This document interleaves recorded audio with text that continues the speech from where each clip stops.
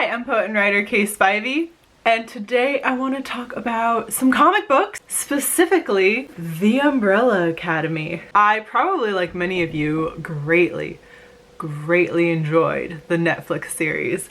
It was violent and funny and crazy in all the ways that I love. I had such a good time. The acting was fantastic.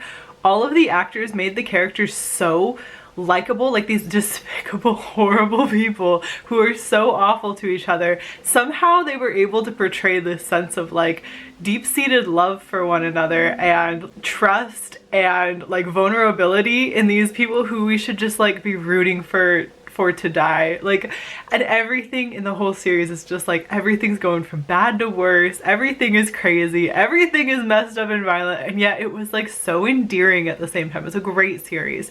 So obviously I had to look into it a little bit more, and shocked was I to find out that the creator of Umbrella Academy is none other than My Chemical Romance. No, I'm not joking. It's not a joke. When the lead singer from My Chemical Romance retired from My Chemical Romance, he created a comic book series.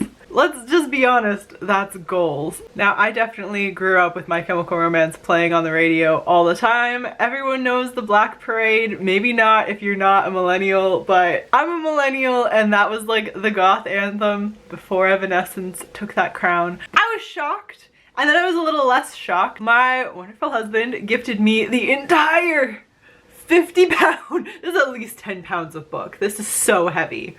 It's probably exactly 10 pounds of book. This enormously heavy set of all of the Umbrella Academy comic books, and I read them all, and it was a whirlwind, you guys. It was such a whirlwind, but I just wanted to talk about it. I wanted to discuss what I thought, how it relates to the show or not, and kind of compare and contrast. So the comics, this is an okay one to show, have this really nice like stylized comic feel. There's lots of action, lots of crazy things going on. All of the characters, man, I can't show most of these. Almost every page has got something a little bit violent. So the overall premise is very much different. It's very different from the show. It's different in that I felt like the show goes a lot more into like the trauma of everything. And I felt like the show was almost more like the love child of Giant the Homicidal Maniac and The Haunting of Hill House. Maybe with a little Doctor Who kind of thrown in. Does that seem accurate? Maybe. The comics were kind of a whirlwind. I do think when they started working on the show, one of the things that they very much concentrated on was trying to like connect the plot lines, like to create an overlying plot line to really go into character depth. Some of the characters are a little bit different. A lot of their powers are very much enhanced, and a lot of what the comic is about is kind of just being wild and crazy. So let's go into the like basic plot and premise of the Umbrella Academy. A specific day, a whole bunch of miracle babies were born to women who were not pregnant the day before. It's just sudden births, and this kind of eccentric billionaire type goes around and he's trying to collect some of these babies, and he ends up with 7 of them. Now, luckily for him, on his hunch, as far as we know, these babies end up having superpowers. And so he raises this team of 7 to be superheroes from a young age. When the story starts, both in the show and in the comic books, this billionaire has died and the family is all coming back together to be at the funeral. And they've all completely gone their separate ways. One of them's living on the moon and has a monkey body. And so you're like already questions. One of them is dead and there's a statue of him. One of them is missing, and one of them doesn't come to the funeral, at least in the comic books. And we find out that's because she's normal. Now, the show focuses very much on Vanya, and the first book also focuses on her and in a very different way. Again, and I think when they went to make the show, they really focused on developing plot and developing like these character relationships, whereas the comic book is very much like moving through this wild and crazy story. It's so wild and crazy. The first book is like whiplash. It's just so much happening. It goes more into their backstory than the show actually did. We get a little bit of like them defeating the Eiffel Tower, but just everything is just like action, craziness. It's so wild and out there, it almost doesn't make sense. That's why I wanted to compare it a little bit to Johnny the Homicidal Maniac, which I think is just a triumph of satire. They both have that kind of, you know, the creators being very much in that like 90s, early 2000s goth scene. They both have a very similar like, I can't show you all the pictures kind of style. They have some similar themes, we'll say. We have very much like going to meet God and God being like, I don't want you though. That is a theme in both. Johnny the Homicidal Maniac almost plays out like a fever dream, and it's very strong on the satire, very long word bubbles, a lot of like social commentary that is very, very strong. A lot of the violence is very overt. There's a little bit of that, but I think this doesn't do the social commentary and the satire quite as well. This one feels more like a superhero comic book. It has the panels that are just like quiet open space, whereas there's nothing like quiet open space in Johnny the Homicidal Maniac. I don't think this might be the most open page in the entire comic book, and there's already so many words going on in here.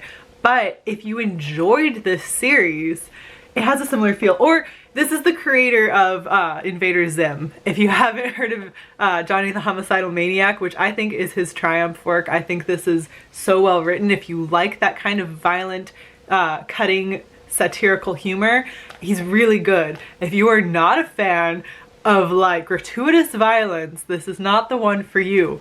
But if you liked Invader Zim and you're like, if only this could be more satire, more commentary, more violence, he has you covered.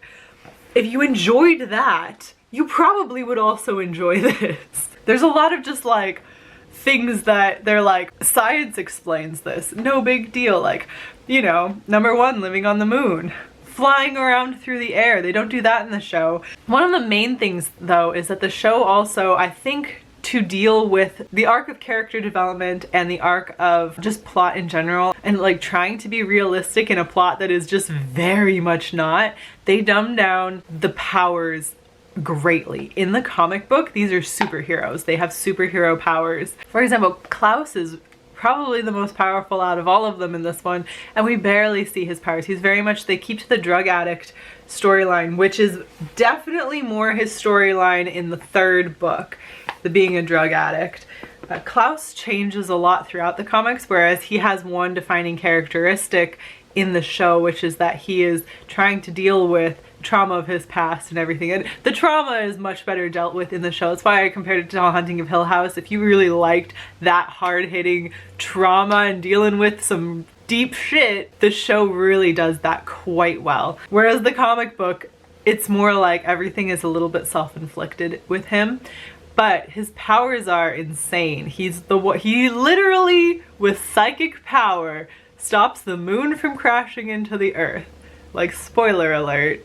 It's wild. Vanya's powers are developed differently. The show does it, I think, in a much more gradual, nuanced way, whereas the comic book is very much a little bit torture-y, but they're all a little bit torture-y. If you were a fan of the show and not really a fan of kind of fast-paced action superhero comics, probably it wouldn't be worth it to you to pick up the books. But if you enjoy that kind of almost disjointed, like quick humor, flash, bang, the comics were really good. I did, however, I had this impression that the comics had more of Ben in them, and he appears in what, like maybe 4 panels total, let's be honest. He's not in these comics at all. I read all of them. Ben is barely in it. So if you, like my husband and I, liked Ben the best, probably the show is better, because he didn't really appear in the comics hardly at all. And there are some other differences too, like number 5 is definitely a favorite in the show. That actor is really, really good. And he's just kind of a little psycho in the comics. He'd be crazy, but not in the kind of like calculating adult type of way. It's more like, wow, someone really needs to put him in a box. Like, this child is rabid. And the other one is Allison, who has probably the other like most crazy powerful power. In the show they use it a little bit, and she has the power of suggestion. So if she says, I heard a rumor, then the person is suggested to do something. And so it's they use it as like a one-on-one type of power where she can just change what the person is about to do. And they don't really go further than that. But in the comic books, she's changing the fabric of reality to the point where there's a part in the comic where they find her dead. And they're like, oh my God, what happened? Well, it turns out she had lied so much about being in a different place that a separate her had been created, and there had been two Allisons running around, unbeknownst to everyone, and the other Allison had been killed. She just can shape reality in so many ways. It's really quite cool. It's too bad with her and Klaus that they really dumbed down their power so much. But there is going to be another season, and I'm really hoping we get a little bit more into that. And the amount that they dumbed it down did fit with kind of everything else in the show.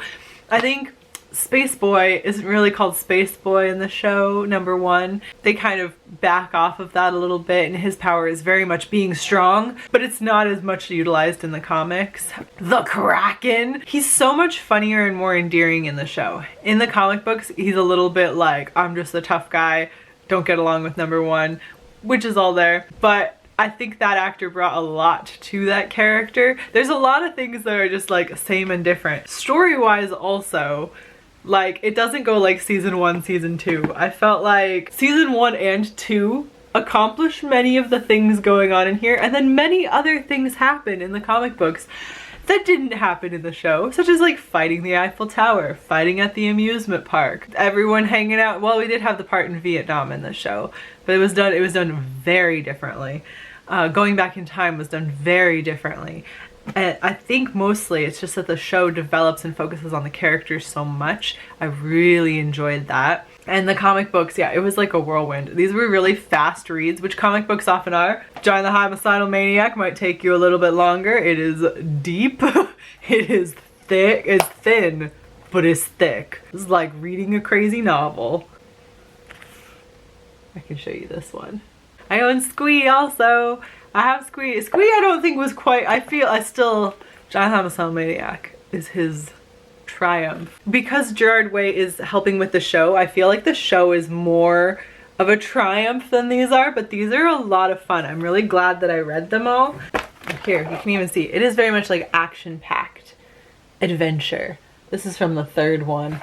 I don't feel like this is what you like is like deep, tied-in storylines where like you can figure out so many things. There's so much backstory that we don't get in the comic books. I feel like he either had planned for a lot or really just enjoyed kind of messing around with the whole superhero tropes. In terms of like character arcs and plot-wise, the show is definitely developing all of that better, but it was really fun to read these comics. I happen to really enjoy graphic novels and comics. I think they're really good. I think it's an equally interesting form to novels. I think you can do different things with them. I've always been a fan of manga, and I've got several other graphic novels. I think on the shelf I've got some Alan Moore's. I have V for Vendetta, which I was iffy on, and The Watchmen, which is stunning. The Watchmen is incredible.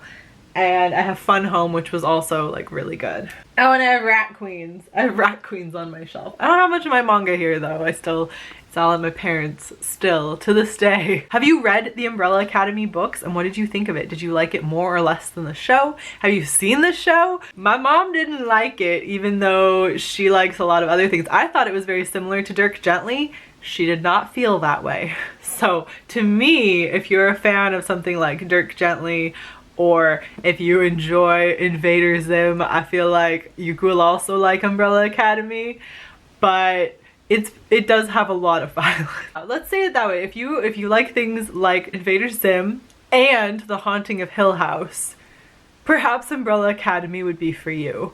And it definitely was for me. I very much enjoyed it. I really had a good time with the comics. Even though the story is kind of just like wild and crazy whirlwind, it felt like an action adventure story. It is definitely a bit violent, but I didn't feel like it was, you know, rated more mature than the show is. I think any teenager would be okay with this kind of story. I definitely read this kind of story when I was a teenager. The show might be a little more mature than that. That's all I have for you today. If you like this video, leave me a like and subscribe, and leave a comment down below if you enjoyed The Umbrella Academy, or if you're interested, or if you have any kind of similar sounding recommendations for me.